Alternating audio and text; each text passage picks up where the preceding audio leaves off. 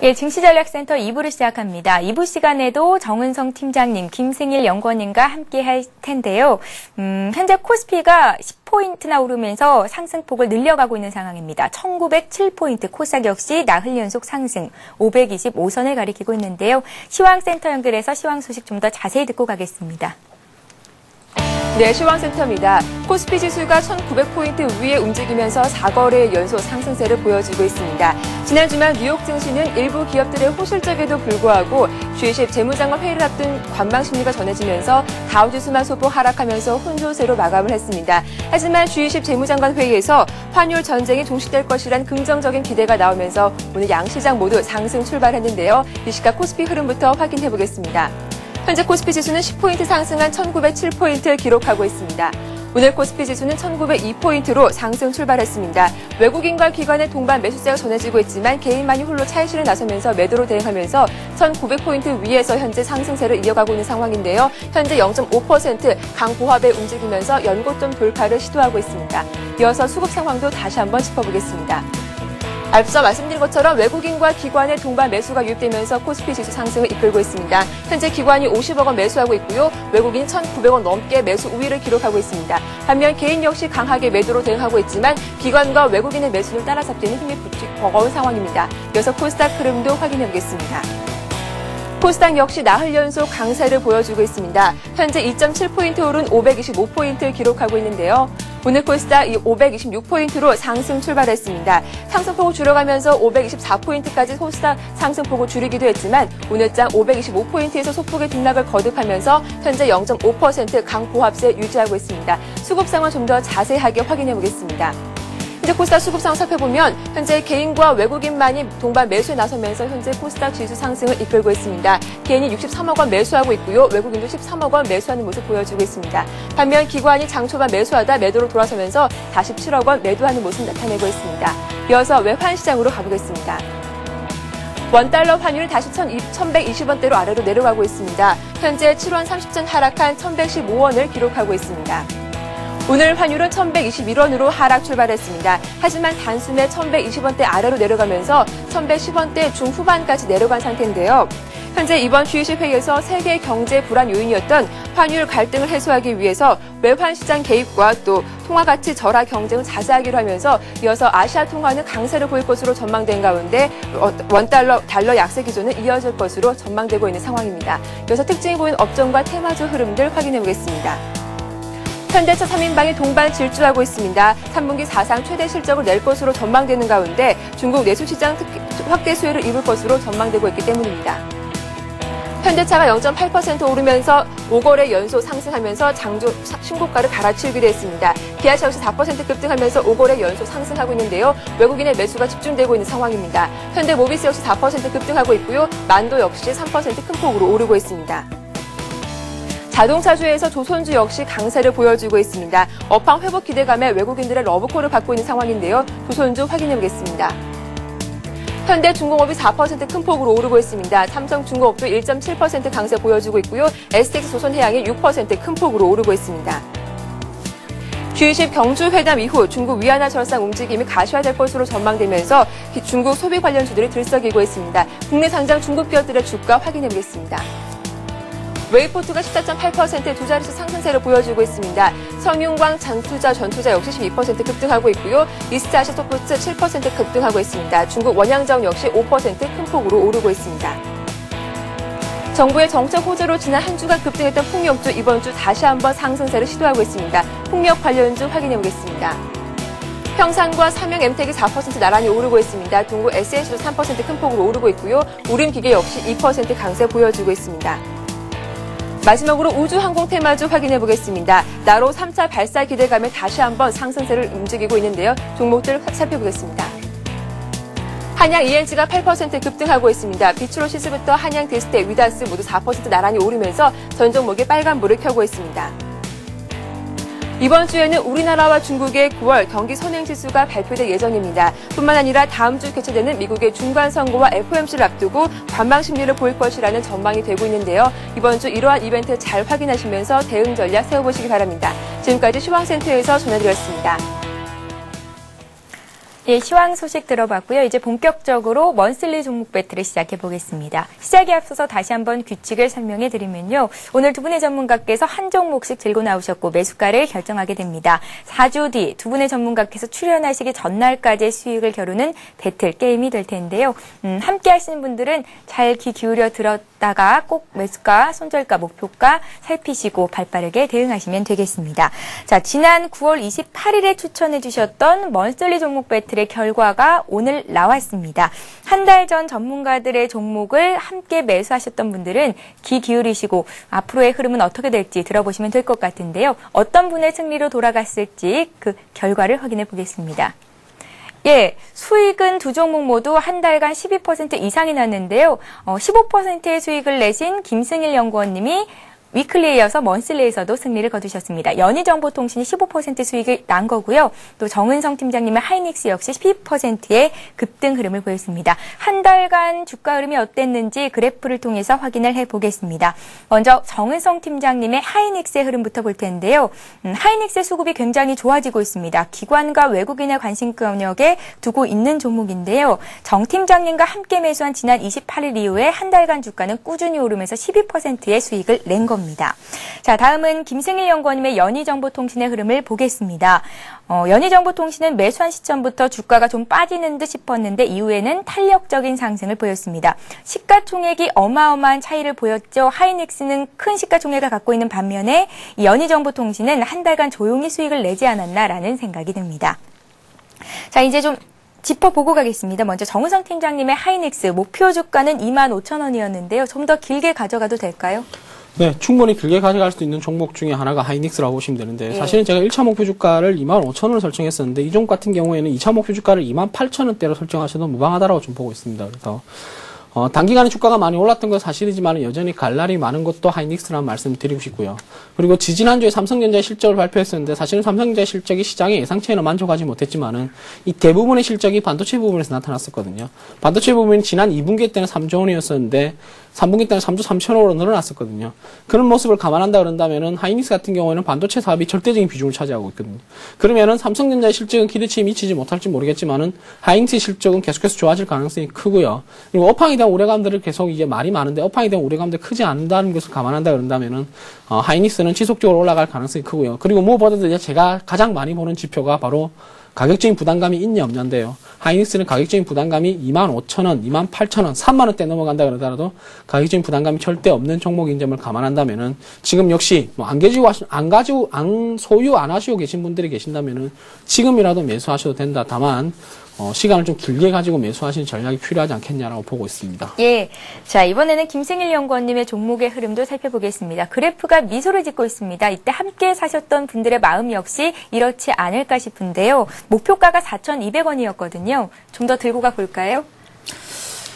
우선 최근에 어떤 IT 부품주들이 일정 부분 반등하면서 거기에 따른 분위기의 편성을 하고 있는 것 같습니다. 동사 같은 경우에는 LED 칩과 2차 전지 모듈화 쪽으로의 그런 신성장 동력에 대한 기대감이 계속해서 좀 높아지고 있는 그런 상황이고요. 이 회사가 외형과 함께 실적이 점차적으로 개선되고 있는 추임을 좀 감안한다라면은 현재의 가격권에서 좀 더 보유를 하시면서 수익을 조금 더 높게 잡아도 될 것 같습니다. 예. 두 분의 전문가께서 내주신 먼슬리 종목 배틀이 12% 이상의 수익을 각각 내셨습니다. 자, 오늘의 먼슬리 종목 배틀을 시작해 보겠습니다. 오늘은 어떤 종목을 채택하셨을까요? 화면 통해서 확인해 보시죠. 먼저 정은성 팀장님은 한글과 컴퓨터를 들고 나오셨고요. 김승일 연구원님은 현대상사를 채택하셨습니다. 매수가를 결정해 봐야겠죠. 정은성 팀장님의 한글과 컴퓨터부터 보겠습니다. 코스닥 시장이 성장이 돼 있는 종목이고요. 4,430원에 현재 거래가 되고 있습니다. 이 가격을 매수가로 결정하겠습니다. 김승일 연구원님의 현대상사를 보겠습니다. 김승일 연구원님께서는 지난 10월 11일이었죠. 먼슬리 종목으로 채택을 하셨던 종목인데 오늘 다시 한번 말씀을 하시는 겁니다. 24,700원에 매수가를 결정하겠습니다. 정우성 팀장님, 네. 한글과 컴퓨터는 시장에서는 조금 소외되어 있는 종목이 아닌가요? 왜 네. 들고 나오신 거죠? 한글 컴퓨터 같은 경우는 최근에 좀 문제가 많았었죠. 이게 새로운 주인을 찾았었는데 이 새로운 주인에 대한 우려감들이 좀 많았다라고 좀 보시면 될 겁니다. 아무래도 새로운 주인이 9번째 주인을 맞이했었는데 이 9번째 주인이 역시 단기간에 시세 차익을 노리고 나가는 것이 아닌가 하는 우려감들이 나타나면서 결국 주가도 계속해서 바닥을 헤매고 있는 그런 모습이었는데요. 최근에 경영과 소유를 완전히 분리하면서 이런 어떤 불신감을 좀 해소를 했고요. 그리고 어떻게든 인수업체가 성장성에 기반을 둔 한글과 컴퓨터의 어떤 과거의 영광을 재현하겠다라는 의지가 강하게 나타나면서 지금 바닥을 다지고 상승을 하고 있는 그런 모습인데, 이 한글과 컴퓨터 같은 경우에는 가장 큰 모멘텀이 있다고 그런다면 모바일 오피스라고 보시면 될 겁니다. 최근에 이제 작년 이후에 시장이 가장 뜨겁게 달구었던 단어가 스마트폰이라는 단어인데, 이 스마트폰이 활성화되면서 결국 모바일 오피스에 대한 어떤 사용 빈도가 지속적으로 높여가는 점을 감안한다면은 앞으로 시장의 성장성이 충분하다는 점을 말씀해 드리고 싶고요. 그리고 앞서 말씀드렸던 악재라고 할 수 있는 M&A 이후에 주가가 이제 바닥을 다지고 M&A에 대한 우려감들이 해소가 되면서 주가의 상승폭도 좀 크게 나타나고 있는 그런 모습인데요. 일단 기술적으로 본다 그런다면은 이제 가장 좋아하는 종목들이 어떤 종목이냐 그러냐면은 사실은 제가 가장 좋아하는 종목들은 바닥을 다지고 올라오는 종목들이라고 보시면 되거든요.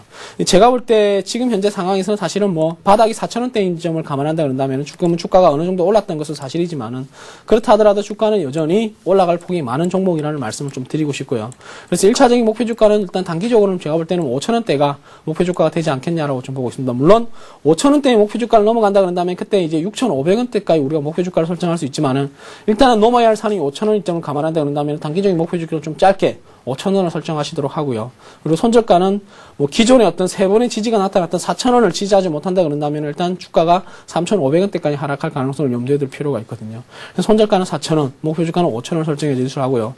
그리고 지금 이제 추세를 본다 그러더라도 제가 볼 때는 추세가 조금 하락 추세가 마무리된 것이 아닌가라고 좀 보고 있습니다. 그래서 지금은 하락 쪽에는 상승 쪽에 무게중심을 둘 가능성이 높다는 말씀을 드리고 싶습니다. 예, 정은성 팀장님께서는 한글과 컴퓨터 성장성에 무게를 두고 매수를 해도 괜찮겠다라는 의견이셨는데요. 목표가를 5,000원 잡아주셨습니다. 함께 하신 분들은 잘 메모해 두시기 바랍니다. 자, 이제 김생일 연구원님의 현대상사 오늘 또 한 번 말씀하신 이유를 들어볼 차례입니다. 지난 10월 11일에 언급을 하셨었고요. 그때 우리가 매수한 가격이 25,450원이었습니다. 현재는 24,700원에 우리가 매수가 된 거니까 그때보다 매수 가격이 좀 낮아진 거거든요. 그때 사셨던 분들은 지금 추가 매수해도 된다라는 말씀이신가요?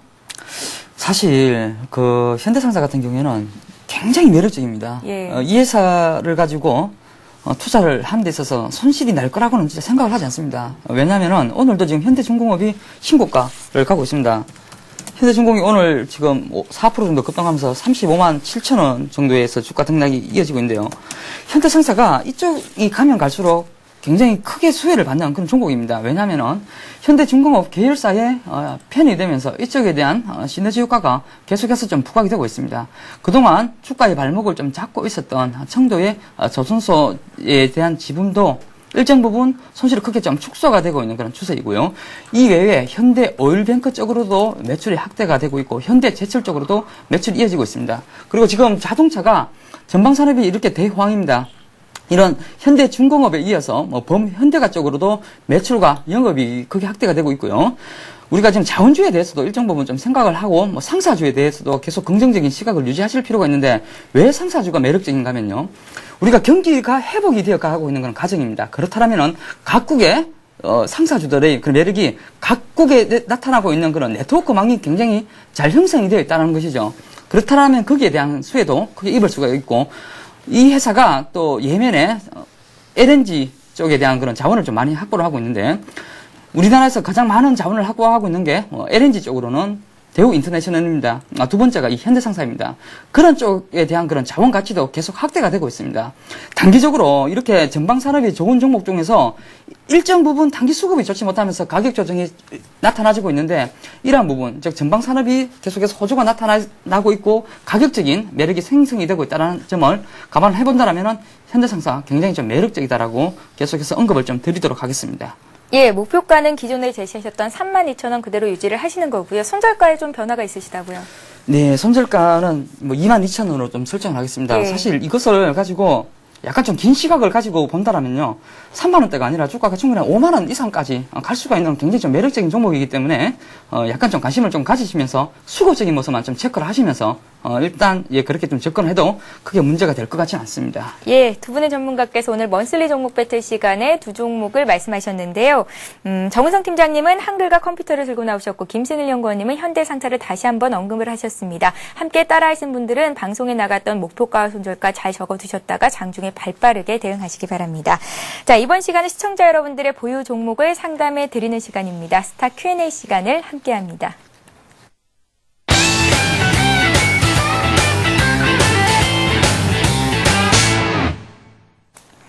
시청자 여러분들의 궁금증을 풀어드리는 스타 Q&A 시간입니다. 스타 Q&A 시간에는 무료 문자 번호죠. 013-3366-0110번으로 들어온 무료 문자를 실시간으로 종목 상담해드리고 있는데요.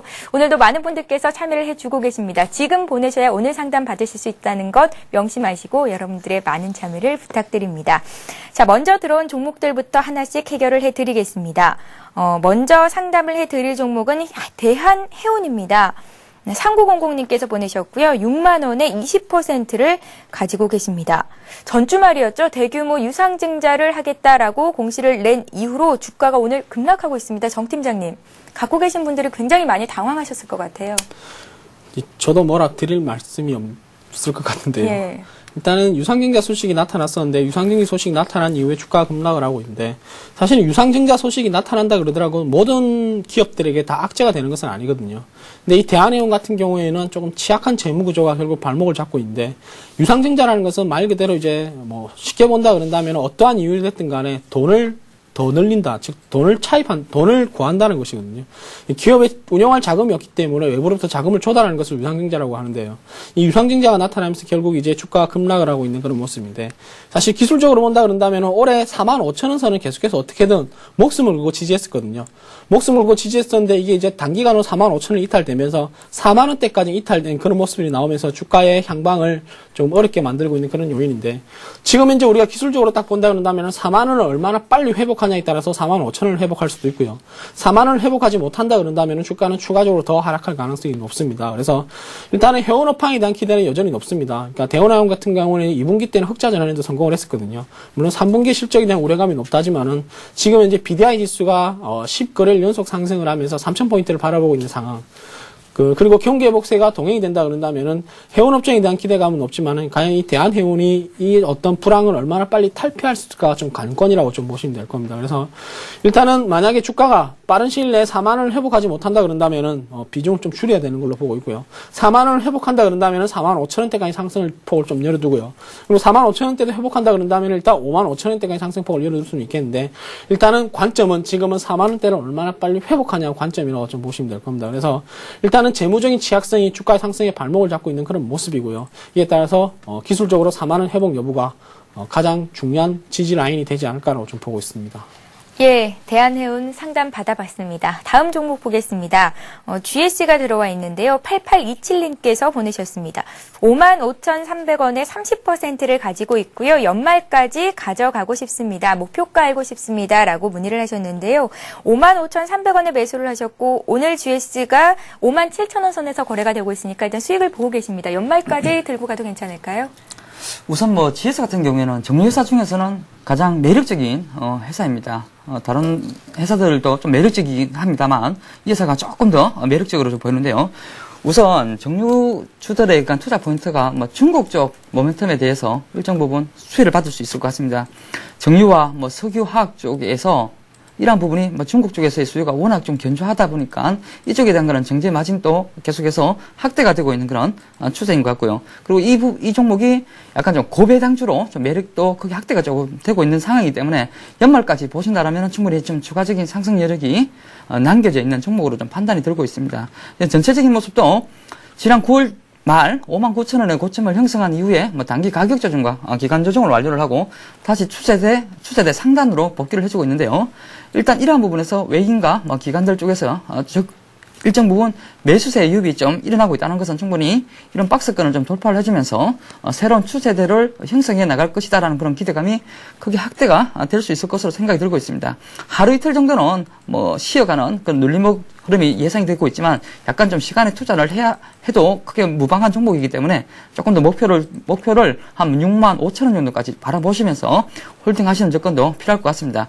물론 중간에 외인과 기관 쪽에서 적극적인 차익 매물이 나와준다라면 일정 부분은 비율을 조절하실 필요도 있어 보입니다. 예, GS 봤고요. 이번에는 동양종금증권을 상담받아 보겠습니다. 2939님께서 문의를 하셨는데요. 매수하신 가격이 11,700원, 40% 정도를 가지고 계십니다. 1년 정도 들고 가면, 1년 정도 됐다고 하네요. 사신 지가 더 올라갈 수 있을까요? 상담 부탁드립니다 하셨는데요. 동양종금증권이 지금 딱 그 매수한 가격 부근에 있습니다. 네. 예. 사실은 지금 현재 매수한 가격대라 그런다면은 올해 저점 대비 많이 상승했거든요. 올해 저점이 오래 잘 기다리셨어요. 네. 예. 올해 저점이 8,000원인데를 감안한다 그런다면 저점 대비 많이 상승한 것은 사실이지만은 앞으로의 증권주의 상승 속도는 더욱더 가파라질 수 있을 거라고 말씀을 드리고 싶은데요. 일단은 펀더멘탈로 본다면은 충분히 더 올라갈 수 있는 종목이라고 말씀드리지만은 비중이라든가 매수 단가가 좀 높다라는 말씀도 좀 드리고 싶습니다. 그래서 일단은 11,700원의 매수 단가라고 말씀해 드렸었는데 일단은 제가 볼 때는 단기적으로 12,000원대에서 저항권을 형성할 가능성이 높거든요. 정고점이라고 할 수 있는 12,000원대가 단기적으로 돌파하기에 조금 아무래도 부담감이 있다라 물론 돌파를 못한다는 것이 아니고요.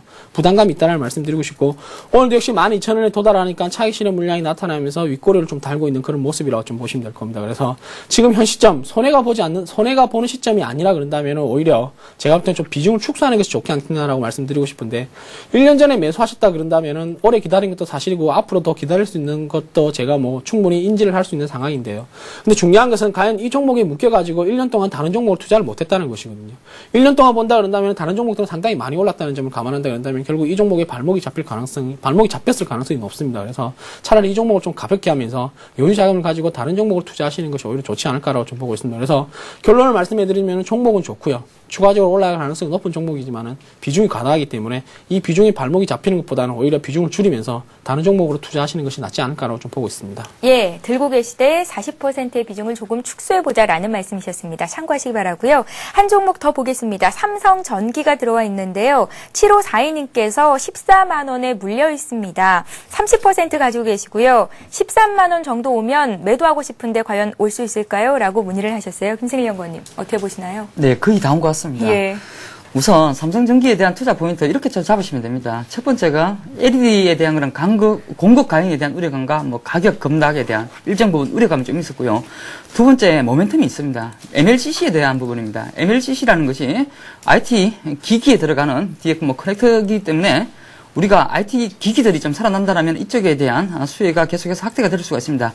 왜 MLCC에 대해서 어느 정도 기대가 되고 있는가 하면요. 이 회사가 세계에서 시장 점유율 2위입니다. 1위가 일본 업체인데요.